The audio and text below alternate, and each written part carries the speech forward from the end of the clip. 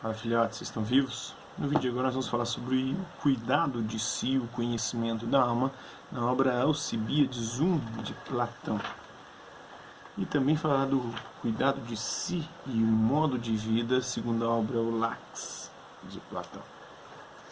Inicialmente, Sócrates afirma que se durante tantos anos ele não se aproximou de Alcibíades, que depois foi seu amante, enquanto todos os outros os assediavam, foi porque o impedia algo demoníaco, um demônio, uma espécie de daimon. Mas agora já não acredita mais que o fará no futuro.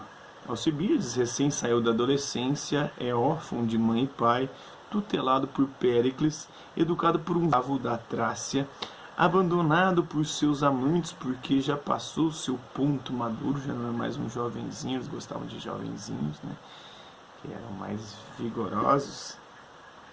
Alcibíades possui uma grande autoestima, considera-se o mais belo e superior a todos os outros. Tem ambições para entrar logo na vida política e seguir os passos de Péricles, o seu parente, né, o seu tutor, na verdade, Péricles. Sócrates quer então estabelecer com ele uma relação diferente da que Alcibíades teve com todos os seus amantes anteriores. Quer mostrar-se não só como superior a ele, mas como o único capaz de dar-lhe a potência, a dinamis grega que Alcibíades tanto deseja. Contudo, o tom e a posição que Sócrates ocupa no diálogo é chamativa, muito diferente da maioria dos diálogos da juventude. Sócrates decididamente diz que ele falará e repete 2 vezes que Alcibíades escutará com atenção. Sócrates está tão estranho que Alcibíades precisa dizer-lhe, ao compará-lo a quando o seguia em silêncio, está mais insólito agora. O próprio Sócrates sustenta a respeito dele mesmo que caberia esperar dele um longo discurso. Esse não é o meu modo e, entretanto, monopoliza o diálogo. O caso é que Sócrates fala de modo resoluto na primeira parte do diálogo para mostrar a Alcibíades que as suas pretensões são completamente inadequadas. Para ver se está apto para governar, deve comparar-se com os seus rivais dentro e fora de Atenas. E a comparação com os espartanos e persas é decisiva, enquanto, como é costume em Atenas, sua educação foi completamente descuidada e deixada nas mãos de um escravo. Os reis persas educam seus filhos com 4 professores, um para cada uma das grandes virtudes. Olha só, os reis persas educavam com 4 professores. Hoje tem vários professores educando os alunos e eles não aprendem nada. Coragem, prudência, justiça e sabedoria. Já os espartanos oferecem uma educação que cuida da alma, do espírito e do corpo, do físico. Ademais, as riquezas de Alcibíades são também comparativamente menores e, para piorar, ele carece de um saber, uma arte, que possa ao menos compensar em parte essas deficiências. Além disso, em seu diálogo com Sócrates, Alcibíades também demonstra ter poucos recursos argumentativos. Aspirante ao governo dos atenienses, não é capaz de definir o que significa governar bem e admite que até então possivelmente viveu em um estado de vergonhoso esquecimento de si mesmo. De qualquer modo, Sócrates lhe dá esperanças, uma vez que está numa idade em que ainda há tempo para cuidar de si. Se tivesse 50 anos, aí seria muito difícil cuidar de si mesmo, já estaria perdido, né? Uma vez determinado que Alcibíades precisa cuidar de si mesmo, afirma-se a conveniência de compreender o significado e o objeto desse cuidado e como efetivá-lo. Em primeiro lugar, o que é esse si mesmo? O diálogo oferece 3 possibilidades: o corpo, a alma e o conjunto de ambos. A resposta de Alcibíades é clara e precisa. Cuidar de si significa cuidar da própria alma. É necessário que o cuidado recaia sobre a alma, porque a alma é o verdadeiro homem, vai dizer o Sócrates, né?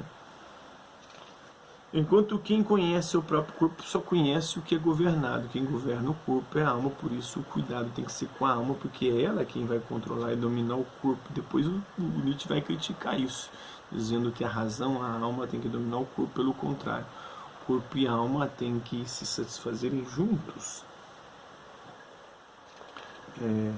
as coisas de si mesmo, mas não a si mesmo. Assim, quem pretende governar os outros, o político, antes deve mostrar-se capaz de governar a si mesmo, o que supõe conhecer, ocupar-se e cuidar da própria alma, que é o que em si mesmo governa. Então, nessa passagem, que é o texto de Foucault chama atenção para o verbo servir-se de, valer-se de em grego, sobre o que recai a argumentação platônica no Alcibíades, entre 129.6 e 130a, mas não se refere ao verbo mandar, governar em grego, que sintetiza a relação entre corpo e alma em 130a, e é sobretudo um verbo que expressa poder. Então, com relação ao significado de cuidar, Sócrates remete ao oráculo délfico. Cuidar de si significa conhecer a si mesmo, conhecer-se. Pois bem, como é que alguém se conhece a si mesmo? Como se conhece a própria alma? Como conhecer a própria alma? Sócrates afirma que talvez o único exemplo de algo que se conhece a si mesmo seja o do olhar. O olhar vê a si mesmo, né? Quando uma pupila se espelha em outra pupila e se vê a si mesma. Um olho só se vê a si mesmo em outro olho, de onde surge a sua arete, ou seja, a sua virtude, a sua excelência, na própria visão. Do mesmo modo, uma alma deve conhecer-se a si mesma no que fundamenta a sua excelência, ou seja, a sabedoria, o conhecer, o pensar de outra alma que espelhe o que há nela de melhor. Em suma, destacamos 3 aspectos do conhece-te a ti mesmo. O primeiro é uma forma de cuidado de si, de cuidar de si mesmo, em especial da alma. Segundo, há um si mesmo por conhecer e alimentar, conhecer a si mesmo e alimentar a sua alma. Terceiro, há uma lógica da arete, ou das aretai, das virtudes, que indica os modos do cuidar e do conhecer. Em A Hermenêutica do Sujeito, Foucault destaca 4 características específicas deste tratamento do cuidar de si no Alcibíades. Cuidar de si é uma condição para cuidar dos outros.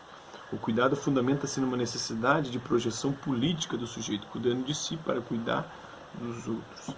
Cuidar de si cumpre um papel compensador em função de uma educação deficiente. A postura de Sócrates supõe uma crítica tanto à educação técnica tradicional ateniense, a educação escolar de hoje em dia, vamos pensar assim, quanto à educação erótica, em que os amantes adultos maduros só buscam a beleza do corpo dos jovens, dos adolescentes, e o abandonam quando está em condições de entrar na vida política, quando o corpo já não é mais aquele corpo jovenzinho em amadurecimento, sem se preocuparem em cuidar de si mesmos. Há uma idade propícia para se iniciar no cuidado, justamente quando se afasta do pedagogo, que é aquele que guia o jovem pela mão, e se sofre o abandono do amante. O pedagogo geralmente é o amante, o professor é aquele que inicia sexualmente o aluno, né?